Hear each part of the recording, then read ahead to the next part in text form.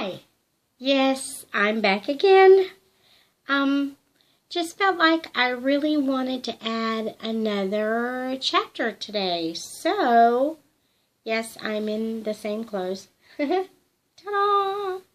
But I just wanted to, thought, well, I will do, and there is a light over my head. Let's see if I can move this up a little bit.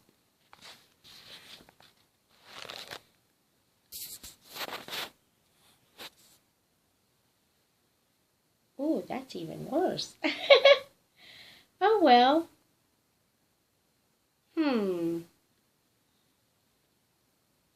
Back farther, maybe? Oh, no. It looks like I have a halo. Ha! Not. Okay, so here we go. Maybe I will just lean forward so the light won't be shining in your eyes. That's what I'll do. Hinds' feet on high places, from on the sea wall to the great precipice of injury. Chapter 9. Here we go. After that, for a little while, Much Afraid had a song in her heart as she walked among the fields and orchards and the low hills of the country to which they had come. It hardly seemed to matter now that sorrow and suffering were still with her, because of the hope leaping up in her heart that soon they would cease to be her companions altogether. For when she came to the mountain again, and they had helped her up to the high places, she would need them no longer. Neither did it matter that the path they followed still led southward, twisting among the hills and leading through quiet valleys, because she had the shepherd's own promise that soon it would lead back to the eastern mountains and to the place of her heart's desire. After a time, the path began sloping upward toward the summits of the hills. One day, they suddenly reached the top of the highest of the hills, and just as the sun rose, found themselves on a great plateau. They looked eastward toward the golden sunrise, and Much Afraid burst into a cry of joy and thankfulness. There, at no great distance, on the farther side of the plateau, were the mountains, quite distinct and rising like a great wall, crowned with ramparts and towers and pinnacles, all of which were glowing rose-red and gold in the sunrise. Never, thought she, had she seen anything so beautiful. As the sun rose higher and the glow faded from the sky, she saw that the highest peaks were covered with snow, so white and glittering that her eyes were dazzled with their glory. She was looking at the high places themselves. Best of all, the path they were following here turned eastward and led directly toward the mountains. Much Afraid fell on her knees on the hilltop, bowed her head, and worshipped. It seemed to her at that moment that all the pain and the postponement, all the sorrows and trials of the long journey she had made, were as nothing compared to the glory which shone before her. It seemed to her, too, that even her companions were smiling with her. When she had worshipped and rejoiced, she rose to her feet, and all three started to cross the plateau. It was amazing how quickly they went, for the path was flat and comparatively smooth, and before they could have believed it possible, they found themselves approaching the mountains and were among the slopes and boulders at their very feet. As they approached, Much Afraid could not help being struck by the steepness of those slopes, and the nearer they drew, the more like impassable walls the mountains appeared to become. But she told herself that when she was right up to them, they would find a valley or gorge or a pass up which they could proceed, and that she certainly would not mind how steep the way was, if only it led upward. In the late afternoon they did come to the top of the lower slopes, and to the very foot of the mountains. The path they were following led them right up to the foot of an impassable precipice, and there stopped, dead. Much Afraid stood still and stared. The more she looked, the more stunned she felt. Then she began to tremble and shake all over, for the whole mountain range before her, as far as she could see to the left and right, rose up in unbroken walls of rock so high that it made her giddy when she put her head back and tried to look up to the top. The cliffs completely blocked the way before her, yet the path ran right up to them, then stopped. There was no sign of a track in any other direction, and there was no way at all by which the overhanging, terrifying wall of cliff could be ascended. They would have to turn back. Just as this overwhelming realization came to her, Suffering caught her hand and pointed to the rocky walls. A hart, followed by a hind, had appeared from among the jumbled rocks around them, and were now actually beginning to ascend the precipice.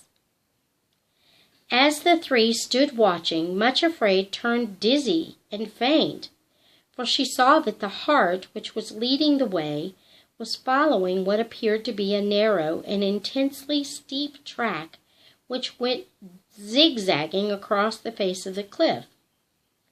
In some parts it was only a narrow ledge, in others there appeared to be rough steps, but in certain places she saw that the track apparently broke right off. Then the hart would leap across the gap, go springing upward, always closely followed by the hind, who set her feet exactly where his had been, and leaped after him, as lightly, as sure-footed, and apparently unafraid as it was possible for any creature to be. So the two of them leaped and sprang with perfect grace and assurance up the face of the precipice and disappeared from sight over the top. Much Afraid covered her face with her hands and sank down on a rock with a horror and dread in her heart such as she had never felt before. Then she felt her two companions take her hands in theirs and heard them say, "Do not be afraid, Much Afraid. This is not a dead end after all, and we shall not have to turn back. There is a way up the face of the precipice. The hart and the hind have shown it to us quite plainly. We shall be able to follow it too, and make the ascent." "Oh, no, no!" Much Afraid almost shrieked. "The path is utterly impossible. The deer may be able to manage it, but no human being could. I could never get up there. I would fall headlong and be broken in pieces on those awful rocks." She burst into hysterical sobbing. "It's an impossibility, an absolute impossibility. I cannot get to the high places that way, and so can never get there at all." Her two guides tried to say something more, but she put her hands over her ears and broke into another clamor of terrified sobs. There was the shepherd's Much Afraid, sitting at the foot of the precipice, wringing her hands and shaking with terror, sobbing over and over again, "I can't do it, I can't. I shall never get to the high places." Nothing less like royalty could be imagined, but far worse was to follow. As she crouched on the ground, completely exhausted, they heard a crunching sound and a rattling of loose stones, then a voice close beside her.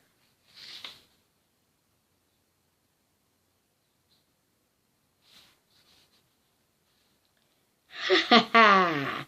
My dear little cousin, we meet again at last. How do you find yourself now, Much Afraid, in this delightfully pleasant situation?" She opened her eyes in fresh terror and found herself looking right into the hideous face of Craven Fear himself. "I thought somehow," he went on with a look of the most horrible gloating, "yes, I really thought that we could come together again at last." "Did you really believe, you poor little fool, that you could escape from me altogether?" No, Much Afraid. You are one of the Fearings, and you can't evade the truth. And what is more, you trembling little idiot, you belong to me. I've come to take you back safely and make sure that you don't wander off again." "I won't go with you," gasped Much Afraid, too shocked by this awful apparition to have her wits about her. "I absolutely refuse to go with you." "Well, you can take your choice," sneered Craven. "Take a look at the precipice before you, my dear cousin. Won't you feel lovely up there? Just look where I'm pointing, Much Afraid. See there, halfway up, where that dizzy little ledge breaks right off and you have to jump across the chasm onto that bit of rock? Just picture yourself jumping that, Much Afraid, and finding yourself hanging over space, clutching a bit of slippery rock which you can't hold on to another minute. Just imagine those ugly, knife-like rocks at the foot of the precipice, waiting to receive and mangle you to pieces as your strength gives out and you plunge down on them. Doesn't it give you a lovely feeling, Much Afraid? Just take time to picture it. That's only one of many such broken places on the track. And the higher you go, you dear little fool, the farther you will have to fall. Well, take your choice. Either you must go up there, or you know that you can't, but will end in a mangled heap at the bottom. Or you must come back and live with me and be my little slave ever afterward. And the rocks and the cliffs seemed to echo again with his gloating laughter. Much Afraid, said the two guides, stooping over her and shaking her by the shoulder gently but firmly. Much Afraid, you know where your help lies. Call for help. She clung to them and sobbed again. I'm afraid to call, she gasped. I am so afraid that if I call him, he will tell me that I must go that way, that dreadful, dreadful way, and I can't. It's impossible. I can't face it. Oh, what shall I do? Whatever shall I do? Sorrow bent over her and said very gently but urgently, You must call for him, Much Afraid. Call at once. If I call him, shuddered Much Afraid through chattering teeth, he will tell me to build an altar, and I can't. This time I can't. Craven Fear laughed triumphantly and took a step toward her, but her two companions put themselves between him and his victim. Then Suffering looked at Sorrow, who nodded back. In answer to the nod, Suffering took a small but very sharp knife which hung at her girdle, and bending over the crouching figure, pricked her. Much Afraid cried out in anguish, and then in utter despair at finding herself helpless in the presence of all three, did that which she ought to have done the moment the path brought them to the foot of the precipice. Though now she felt too ashamed to do it, she did so because she was forced by her extremity. She cried out, "O Lord, I am oppressed. Undertake for me. My fears have taken hold upon me, and I am ashamed to look up." "Why, Much Afraid?" It was the shepherd's voice close beside her. "What is the matter? Be of good cheer. It is I. Be not afraid." He sounded so cheery and full of strength, and moreover without a hint of reproach, that Much Afraid felt as though a strong and exhilarating cordial had been poured into her heart, and that a stream of courage and strength was flowing into her from his presence. She sat up and looked at him and saw that he was smiling, almost laughing at her. The shame in her eyes met no answering reproach in his, and suddenly she found words echoing in her heart which other trembling souls had spoken. "My Lord is of very tender compassion to them that are afraid." As she looked, thankfulness welled up in her heart, and the icy hand of fear which had clutched her broke and melted away, and joy burst into bloom. A little song ran through her mind like a trickling stream. "My beloved is the chiefest of 10,000 anywhere. He is altogether lovely, he is altogether fair. My beloved is so gentle, and is strong beyond compare." "Much Afraid," said the shepherd again, "tell me what is the matter. Why were you so fearful?" "It is the way you have chosen for me to go," she whispered. "It looks so dreadful, shepherd, so impossible. I turn giddy and faint whenever I look at it. The Rose and Hinds can go there, but they are not limping, crippled, or cowardly like me." "But, Much Afraid, what did I promise you in the Valley of Humiliation?" asked the shepherd with a smile. Much Afraid looked startled, and the blood rushed into her cheeks and ebbed again, leaving them as white as before. "You said," she began and broke off and then began again. "Oh, shepherd, you said you would make my feet like Hinds' feet, and set me upon mine high places." "Well," he answered cheerily, "the only way to develop Hinds' feet is to go by the paths which the Hinds use, like this one." Much Afraid trembled and looked at him shamefacedly. "I don't think I want Hinds' feet, if it means I have to go on a path like that," she said slowly and painfully. The shepherd was a very surprising person. Instead of looking either disappointed or disapproving, he actually laughed again. "Oh, yes, you do," he said cheerfully. "I know you better than you know yourself, Much Afraid. You want it very much indeed, and I promise you, these Hinds' feet, indeed, I have brought you on purpose to this backside of the desert, where the mountains are particularly steep, and where there are no paths but the tracks of the deer and of the mountain goats for you to follow, that the promise may be fulfilled." What did I say to you the last time that we met? You said, 'Now shalt thou see what I will do,'" she answered, and then looking at him reproachfully added, "But I never dreamed you would do anything like this. Lead me to an impassable precipice up which nothing can go but deer and goats, when I'm no more like a deer or a goat than is a jellyfish. It's too... She fumbled for words and then burst out laughing.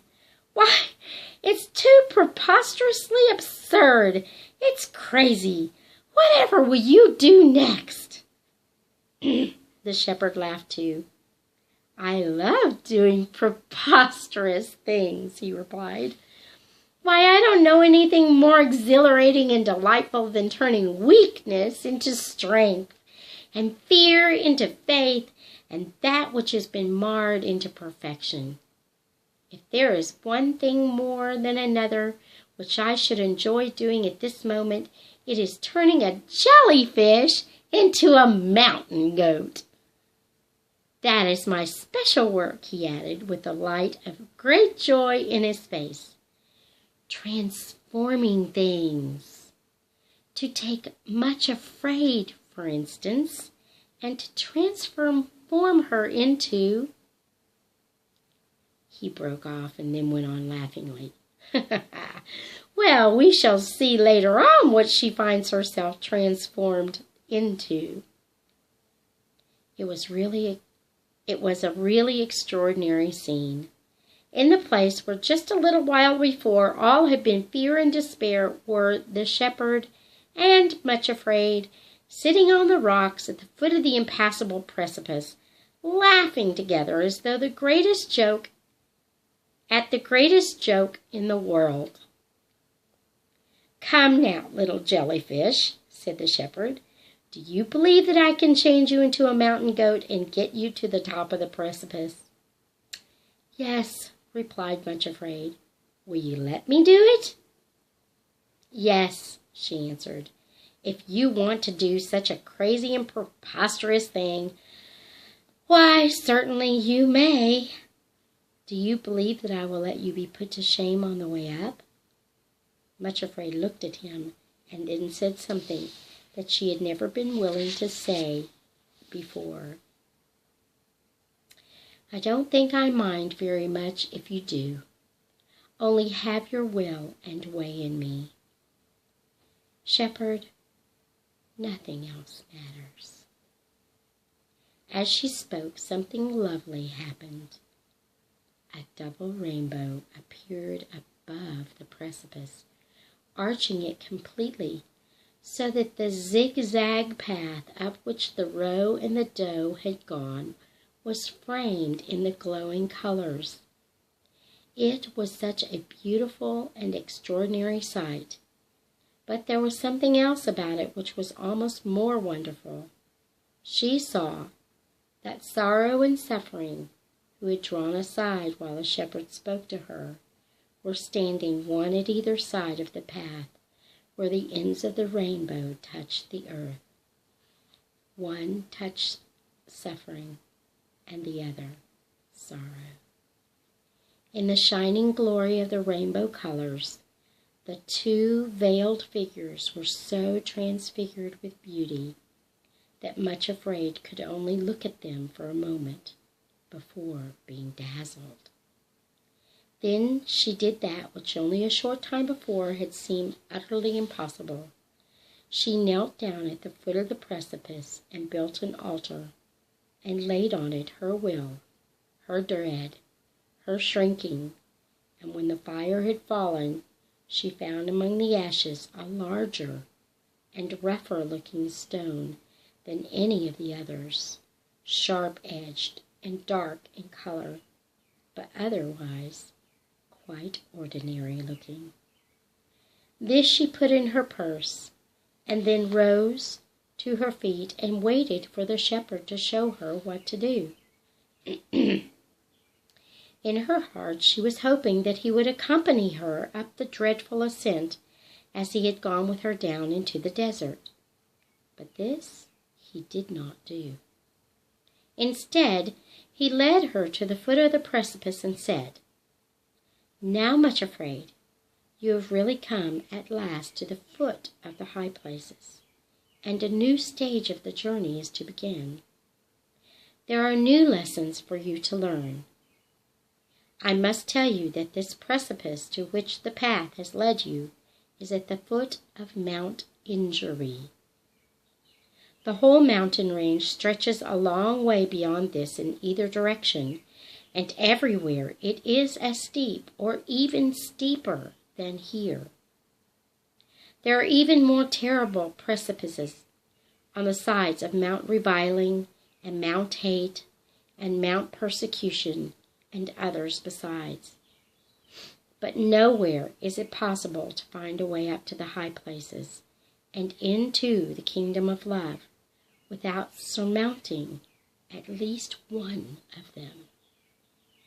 This is the one which I have chosen for you to ascend. On the way here, you have been learning the lesson of acceptance with joy, which is the first letter in the alphabet of love. Now you must learn the B of the alphabet of love. You have come to the foot of Mount Injury, and I hope and expect that on the way up the precipice you will discover what is this next letter of the alphabet, and that you will learn and practice it as you have the A of love. Remember that though you must now meet injury and surmount it, there is nothing on the way up this terrible-looking precipice, nor indeed anything that you may meet above and beyond it, that can do you the slightest harm or hurt, if you will learn and steadfastly practice the second lesson on the ascent of love. When he had said this, he put his hands upon her with special solemnity and gentleness, and blessed her. Then he called her companions, who immediately stepped forward. Next he took a rope from a precipice in the wall of rock, and with his own hands roped together the three who were to ascend the precipice.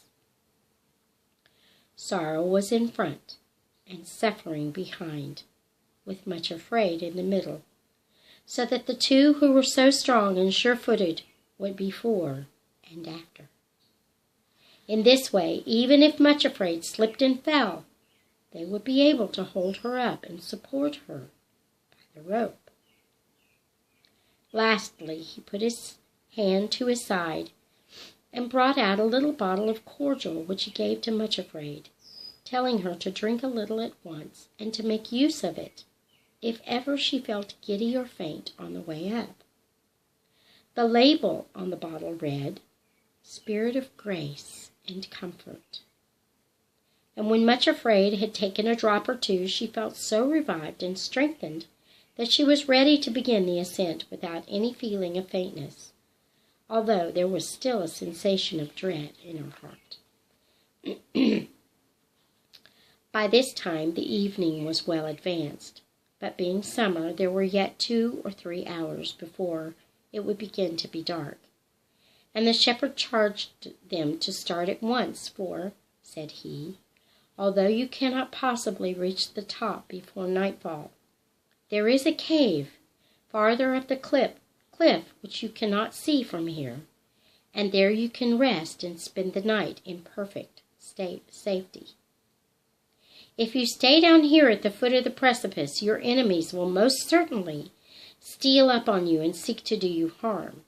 However, they will not follow you up this track, and while you are going up, you will be beyond their reach. Though I doubt not, he added warningly, that you will meet them again when you have reached the top. With that he smiled encouragingly upon them, and immediately Sorrow put her foot upon the first step of the narrow little track which zigzagged up the face of the cliff. Much Afraid followed next, and then Suffering, and in a moment or two they were beginning the ascent. And this is the end of chapter 9. May the Lord bless you and keep you. May the Lord make his face to shine upon you and be gracious to you. May the Lord lift up his countenance upon you and grant you peace. Until next time, bye.